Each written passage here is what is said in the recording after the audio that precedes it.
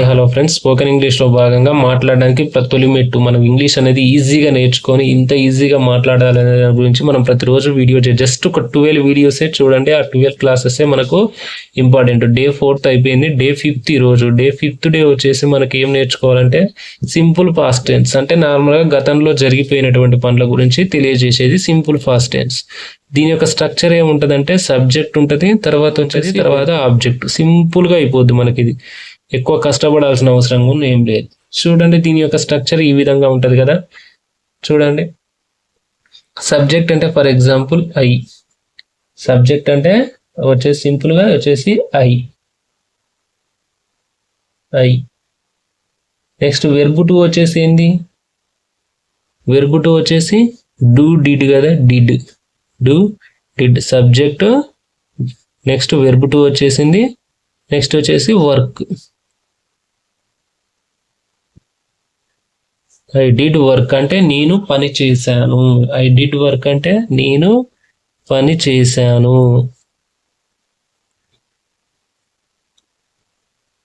Already నా పని అయిపోయింది అట్లా. నెక్స్ట్ అదే విధంగా వెర్బ్ టు ఏ వస్తుంది. I went Hyderabad. I went Hyderabad నేను హైదరాబాద్కు వెళ్ళాను. నేను హైదరాబాద్కి వెళ్ళాను. ఆల్రెడీ వెళ్ళేశాను, అయిపోయింది, కంప్లీట్ అయిపోయింది. నేను హైదరాబాద్కి వెళ్ళాను. ఐ అంటే నేను. నెక్స్ట్ వి తోటి కొన్ని చూద్దాం. వి లెర్న్డ్ ఇంగ్లీష్.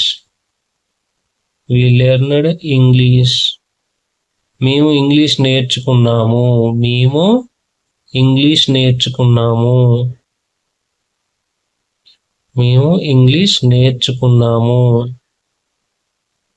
ఈ విధంగా సెంటెన్సెస్ అనేది సింపుల్ గా ఫామ్ చేయొచ్చు అనమాట. గతంలో ఎప్పుడో జరిగిపోయినాయి అట్లా. నెక్స్ట్ అదే విధంగా దే తోటి చూడండి. దేని ఉపయోగించుకుని మనం కొన్ని సెంటెన్సెస్ అనేది ఫామ్ చేసుకోవచ్చు అనమాట. దే రోట్ అంటే రాయడమే కదా. They wrote an exam on Monday అంటే వారు సోమవారం నాడు ఒక పరీక్ష రాశారు. అయిపోయింది ఆ పరీక్ష అనేది. వారు సోమవారం నాడు ఒక పరీక్ష రాశారు అట్లా. Next Ravi went to Andhra Pradesh.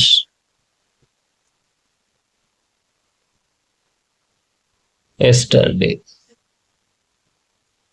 Ravi ఏం చేసిండు? నిన్న ఆంధ్రప్రదేశ్కి అంటే ఏపీకి వెళ్ళాడు. రవి ఆంధ్రప్రదేశ్కు వెళ్ళాడు.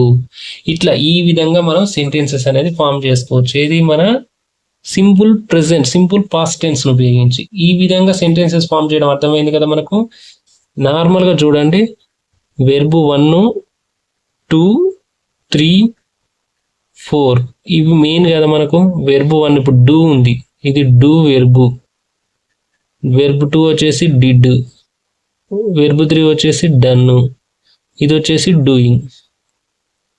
అంటే డూ అంటే చేస్తాడు, డూ అంటే చేసేసాడు, డన్ అంటే కంప్లీట్ అయిపోయింది. నెక్స్ట్ ఇది వచ్చి డూయింగ్ అంటే చేస్తున్నాడు. ఇట్లా ఈ విధంగా మనం సెంటెన్సెస్ అనేది ఫామ్ చేసుకోవచ్చు అనమాట. డూ, డిడ్, డన్, డూయింగ్ ఇట్లా.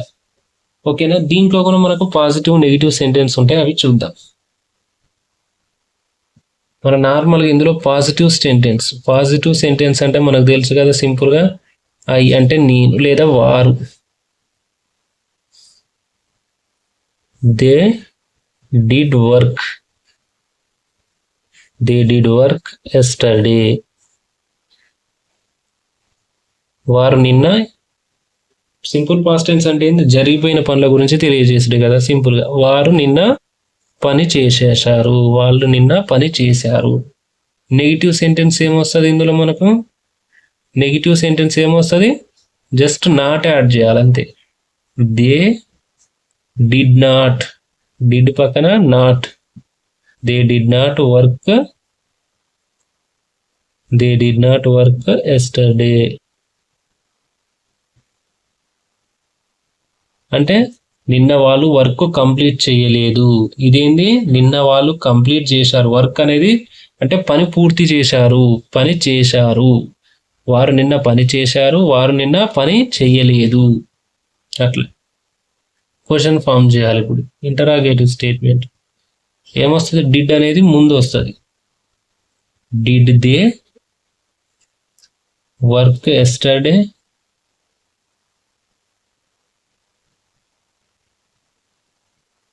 వారు నిన్న పని పూర్తి చేయలేదా? Question mark. వారు నిన్న పని చేయలేదా ఏమైనా ఏం చేసి ఎడిపోయారు అని అడుగుతాం చూసామా, అట్లా. నెక్స్ట్ నెగిటివ్ ఇంటరాగేటివ్ సెంటెన్స్ అంటే చూడండి, డిడ్ నాట్ వస్తుంది ఇక్కడ. Did not they work yesterday? వారు నిన్న పని చేయలేదా? క్వశ్చన్ చేస్తున్నాం వాళ్ళని. వారు నిన్న పని చేయలేదా? వారు నిన్న పని చేశారా? వారు నిన్న పని చేయలేదా? వారు నిన్న పని చేశారా? వారు నిన్న పని చేయలేదా? చెప్పండి, నాకు ఏదో ఒకటి చెప్పండి అంటాం కదా. 2 క్వశ్చన్లు ఇట్లా ఫామ్ చేస్తుంది. వారు నిన్న పని చేయలేదు, వారు నిన్న పని చేశారు. ఓకేనా? వారు నిన్న పని చేశారు, వారు నిన్న పని చేయలేదు. వారు నిన్న పని చేశారా? వారు నిన్న పని చేయలేదా? అట్లా క్వశ్చన్ ఫామ్ చేస్తాం. ఈ విధంగా మనకి ఇంగ్లీష్ అనేది నేర్చుకోవాలి. మీకు ఏమైనా కన్ఫ్యూజన్ ఉందా ఇందులో? ఇంకేమన్నా కన్ఫ్యూజన్ ఉందా? తెలుగులో రాసి చూపిస్తా చూడండి. వారు నిన్న పని చేశారు. వారు నిన్న పని చేశారు. క్వశ్చన్ ఏముండదు. వారు నిన్న పని చేయలేదు. ఇదేంది, వారు నిన్న పని చేశారా? నెక్స్ట్, వారు నిన్న పని చెయ్యలేదా? అంతే. They did work yesterday? వారు నిన్న పని చేశారు. They did not work yesterday? వారు నిన్న పని చేయలేదు. They did work yesterday? వారు నిన్న పని చేశారా? Did not they work? వారు నిన్న పని చేయలేదా? అట్లా క్వశ్చన్ ఫామ్ అనేది చేసుకోవాలి. ఇప్పుడు మీరు ఏం చేయాలంటే, సబ్జెక్ట్ ఎన్ని ఉన్నాయి? ఐ ఉంటుంది, వి ఉంటుంది, హీ, షీ, టు, ఎన్ని ఉన్నాయి కదా, 7. ఆ 7 తోటి 7 వర్డ్స్ ఇట్లా క్రియేట్ చేయండి. 4 వెర్బ్స్ చేంజ్ చేయండి. డిడ్ పక్కన 8 ఉంది కదా, 8 పెట్టండి. అట్లా నెక్స్ట్ తర్వాత వాక్, నెక్స్ట్ తర్వాత లెర్న్డ్ ఉంటుంది, ఆ లెర్న్ పెట్టండి. అదేవిధంగా సేల్ అంటే అమ్మడం, సోల్డ్ అంటే అమ్మడం, అట్లా అది పెట్టేసేయండి. నెక్స్ట్ తర్వాత ప్లేయిడ్, ఆడాడు. అట్లా ఆయి పెట్టేసి సెంటెన్సెస్ అనేది ఫామ్ చేయండి. వీలుంటే మీరు ఏం చేయండి అంటే, ఇప్పుడు క్రికెట్ ఉంది కదా, దానికి సంబంధించి మీరు ఒక 4 ఫామ్ సెంటెన్స్ చేసి కామెంట్లో మెన్షన్ చేయండి. ఓకేనా? Thank you.